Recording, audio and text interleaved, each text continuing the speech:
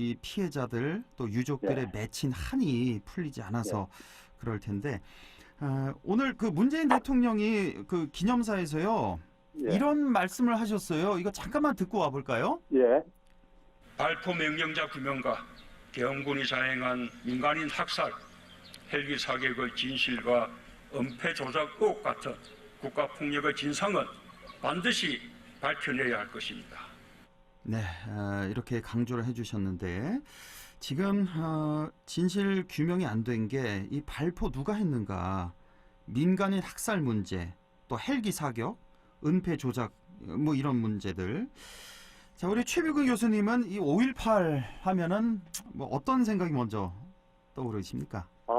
저는 그 당시에 개인적으로 그 대학생이었었고요. 예, 그래서 소위 그 문재인 대통령이 최근에 그 서울역 해군 이런 얘기 됐잖아요. 예, 그 얘기를 일반 국민들은 상당수는 모를 텐데, 네, 80년 5월에 그러니까 이제 대학생들이 신군부를 이제 규탄하기 위해서 이제 수십 개 대학에서 이제 그 학생들이 몰려 나와가지고 서울 이제 그 소위 남대문 주변으로 시청 주변에 네, 해가지고 규탄을 하고 나서 이제 그 향후 이제 어떤 이제 방식으로 대응할 것인가에 대해서 서울역 이제 대합실 거기 그 카페가 있었어요 옛날에요. 예, 거기서 학생 대표들이 모여가지고 이제 그 향후 진로에 대해서 예, 논의를 하는 과정 속에서 지금 이제 그 미래통합당의 신재철 의원이 당시에 이제 그러니까 서울대 총학생회장에 있었거든요. 예. 그 저도 이제 제가 당시였군요. 저도 이제 제가 속해 있는 건국대학교 이제 비상학생 총회 대표 학생들을 끌고 이제 그러니까 거기 이제 대표로서도 거기 참여를 했었어요. 그렇습니까? 그 때문에 이제 산 예. 증인인데 그래서 그 예. 당시에 어떤 일이 있었는지 제가 생생하게 기억을 하고 있거든요. 근데 그때 예. 그 광주로 내려가시진 못했잖아요. 그렇죠? 저희가 이제 그때 그거 했던 것은 광주 사태가 일어나기 전이었었습니다. 그 전에.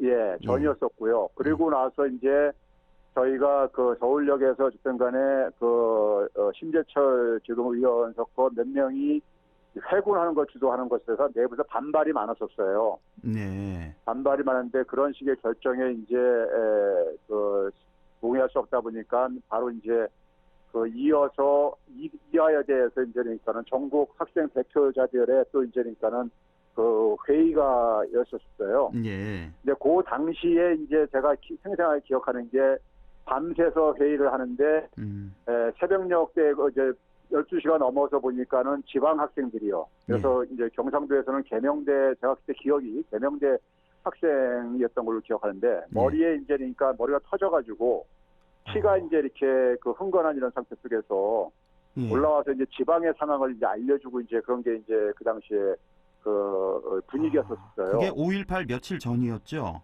며칠 5.18 전 이제 그러니까 그게 직전이었었습니다. 직전에. 예. 그래서 이제 제 기억하기에는 그게 이제 5월 14일 전으로 이렇게 가고 있는데요. 예.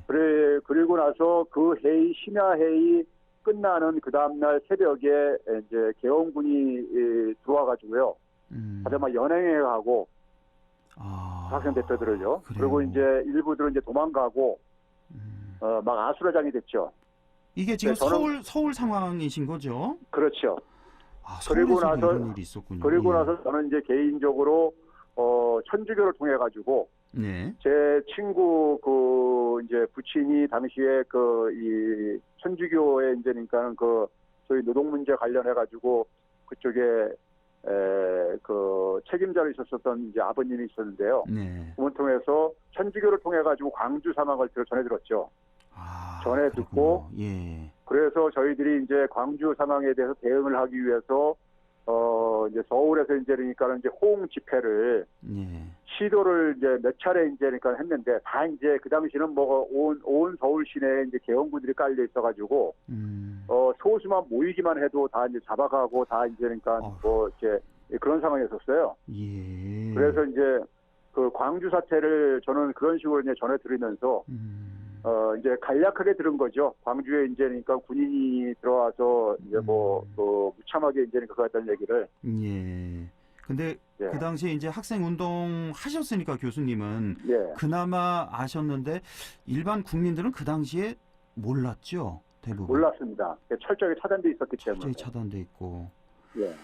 아유, 그리고 참, 언론이 통제되고 있었기 때문에요. 예. 예. 참 지금 이렇게 그 실상을 파헤친 뭐 다큐멘터리나 영화를 우리 영화 택시운전사 3년 전에 맞습니다. 나왔었잖아요. 예. 잠시 예. 후에 이제 그 김사복 선생 아드님하고 이제 인터뷰가 예. 예정돼 예. 있는데 그런 영화 같은데 보면 그 어떻게 국가 권력을 장악한 군이 우리 국민을 시위에 참가한 그 학생들뿐만 아니라 뭐 어린 아이도 그렇고 뭐 임신부 가리지 않고 총을 쏴서 우리 국민을 죽였다는 사실이 이거는 정말 받아들이기가 좀 힘든데요. 아무리 그렇죠. 생각해도. 국가의 존재 이유가 기본적으로 국민의 생명과 재산을 보호하기 위해서 존재하는 거라고요. 예. 그런데 오히려 정반대의 행위를 한 거잖아요. 국가가 그러니까는 군인이 그러니까는 국민을 그러니까는 오히려 무참하게 그러니까 살육을 하고 여기 그러니까는 이건 사실 그 자체가 엄청난 이거는 죄악이고 네. 그리고 자국의 군대한테 그러니까는 생명의 위협을 느끼면서 저항을 했다는 것은요. 네. 이게 저는 굉장히 큰 의미가 있다고 생각하는 게요. 그 사실 저는 이 그 박정희 시스템에 그러니까는 가지고 있는 최대의 문제점을요. 네. 박정희 시스템은 사실 저는 뭐 인권 탄압이냐 뭐 이런 건 전 두 번째 문제라고 보고요. 오히려 가장 간 건 뭐냐면은 국민들을 다시 그러니까는 이 동물 혹은 짐승처럼 살기를 강요를 했어요. 그러니까 이제 소위 말해서 그냥 잘 먹고 잘 사는 것만 신경 쓰고 나머지 그러니까 이런 것에 대해서는 이제 그러니까 정의감이니 이런 것에 대해서는 관심을 갖지 않게. 예. 그 당시에 그래가지고 아마 기억도 안 나실 텐데요. 방송국에서 그러니까는 인걱정이라는 프로를 방영을 준비를 하니까는 예. 그거를 그러니까는 방영을 못하게 했었어요. 아, 그래. 그 내용이 인걱정이 그러니까 좀, 일종의 의정 얘기잖아요. 예. 그런데 이제 그런 걸 보면서 이제 그러니까 사람들이 어떤 하나의 정의감이 이렇게 이제 발로가 된다고 해서 예. 그래서 그런 거를 그러니까는 드라마로 방영을 못하게 할 정도로 이제 그렇게 이제 그하면서 사람들이 굉장히 뭐냐면은 그런 탄압의 이제 공포 속에서 자기와 자기 자신과 자기 가족만을 그러니까 이제 생각하며 사는 그런 삶으로 이제 변화시킨 것이고 그렇죠. 그거를 이제 소위 말해서 국가가 폭력으로 물리적인 폭력으로 공권력으로 국민을 이제 길들이는 것에 대해서 목숨을 던지고 이제 사실 저항을 한 거죠. 그걸 거부한 그렇죠. 거죠. 예. 방주 사태라는 것은요. 참, 사실 그래서 그 결과가 저는 오늘의 촛불혁명이라든가 2016년 촛불혁명이라든가 아니면 최근에 K박이라든가 이게 다 거기에 뿌리가 있다고 저는 보고 있고요. 예. 그러니까 그런 엄청난 희생의 결과로서 우리 국민들이 그러니까는 민주주의를 굉장히 발전시킬 수 있었던 것이고 그것이 우리 국민들의 그러니까 문화적인 역량을 굉장히 저는 성장시켰다고 보는 겁니다. 예, 그렇군요. 아이고 참 그 당시 그 박정희 정권 당시에는 또 일단은 먹고 살기에 바쁜 그런 시대 상황도 있기는 했습니다만 또 그 네. 반면에 또 이런 지적할 점도 분명히 있다는 말씀이시고 오늘 근데 문제 사람하고 동물하고 차이가요. 예. 우리가 이제 먹고 그다음에 종족을 번식하는 건 다 사람과 동물의 공통점이지만은 예. 사람은 기본적으로 그러니까는 우리가 흔히 말해서 우리가 이제 그 4단 7정을 얘기하잖아요. 맹자가 얘기하잖아요. 예. 그러니까 우리가 그런 것이 일종의 뭐냐면 같이 살아가기 위해서 필요로 하는 정의감, 최소한의 그러니까 공동체에 대한 어떤 책임감 이런 것들이 사람과 동물의 차이거든요. 그렇죠. 근데 이제 그런 것을 그러니까는 이제 다 이제 이 짓누르고 억압하고 예. 그냥 먹고 사는 거에만 그러니까 개인적으로 먹고 사는 거에만 그러니까 안주와 살라고 이렇게 이제 길들이 강요를 했던 것이고 그렇죠. 예. 그것을 이제 그러니까 수용할 수 없다고 이제 저항을 한 거죠. 예. 네. 알겠습니다. 오늘 문재인 대통령 기념사에서요 이런 말씀을 하셨네요. 나라면 그날 전남도청에 남아 있을 수 있었을까? 이런 생각을 한다면 그날 희생자들에게 응답한 것이다. 이런 말씀을 하셨거든요. 네. 이건 좀 어떻게 해석을 해야 될까요? 그러니까 그 상황 속에서 그런 상황 속에서 사실 우리 그 국민들은 기본적으로 어떤 하나의 위기 상황 그다음에 그 사람이기를 포기하는 이런 것에 대해서 그러니까 우리는 그 각 개인들이 사실 그것을 이제 그러니까 우리가 수용하지 못하는 저는 그런 잠재력들이 저는 상당히 크다고 봐요. 우리 국민들한테는요. 그렇죠. 그런 점에서 뭐 그 당시에 그러니까는 뭐 젊은 학생들뿐만 아니라 예. 시민들조차도 국가가 그러니까 국민을 보호라고 만든 군대를 동원을 해가지고 이 국민을 그러니까 오히려 그러니까 정반대로 그러니까 이렇게 탄압을 하고 사륙을 하는 이런 것에 누가 사실은 거기 그 속에서 그러니까는 사실은 그 자리를 그러니까 피할 수가 있었겠습니까요? 그렇습니다. 예. 저는 이 물음에 스스로 한번 생각을 해봤거든요. 제가 그날 네. 5.18 만약에 현장에 있다면 끝까지 전남도청에 남아 있을 수 있었을까? 그 대답을 옆에 많은 그러니까 친구 많은 아는 사람들이 이렇게 쓰러져가는 걸 보고서는 예. 사실 근데 이렇게 그 자리를 뜨기도 사실 쉽지 않을 거라고 저는 봐요. 예. 알겠습니다. 참 이런 비극적인 역사는 정말 다시는 되풀이돼서는 안 되겠고 빨리 오늘이 있기까지는 엄청난 희생을 우리가 사실은 이 바탕으로 하고 있는 겁니다. 예, 그렇습니다. 얼른 그 진실 규명이나 하루빨리 좀 됐으면 하는 그런 바람입니다. 예. 자, 오늘 준비한 내용이 그 미국 실업률 얘기 좀 잠깐 해보죠. 그럼 저도 매스컴 이렇게 보면은 지난 한 두어 달간이죠. 한 8주 그 정도 되는 기간에 신규 실업 수당 신청. 그러니까 나 이제 새롭게 실업자가 됐다 하면서 수당 신청한 건수가 이게 지금 3천만 건이 넘는다면서요. 3,300만 명. 3,300만 건. 3,300만 명. 3,300만 명이면요. 예. 미국의 경제활동 인구 중에서 22.5%에 해당되는 겁니다. 미국 경제활동 인구 한 1억 5천만? 1억 6천만? 1억 6천만 명이 좀 넘습니다. 1억 6천만. 예. 예. 근데 그 중에 한 22.5%, 약 23%에 해당되는 건데 반올림하면요. 예. 이게 기존 실업률은 제외하고 하는 얘기입니다. 아, 그렇죠. 예, 그러니까 이게 신규니까요. 엄청난 기존 거네요. 실업률이 그러니까 3.5에서 4% 있었거든요. 예. 그러니까 지금 단기적으로는 지금 다시 그러니까 25% 돌파했다는 걸 의미하는 겁니다. 아, 25%? 그러니까 예. 대공황 25% 때가 돌파가 25% 했었거든요. 그러니까 역사상 가장 경제 위기다 할 때가 바로 대공황 때인데 예. 그 정도 수준이 된 거예요, 지금. 그렇죠. 아, 사실 코로나 전에는 미국 실업률이요.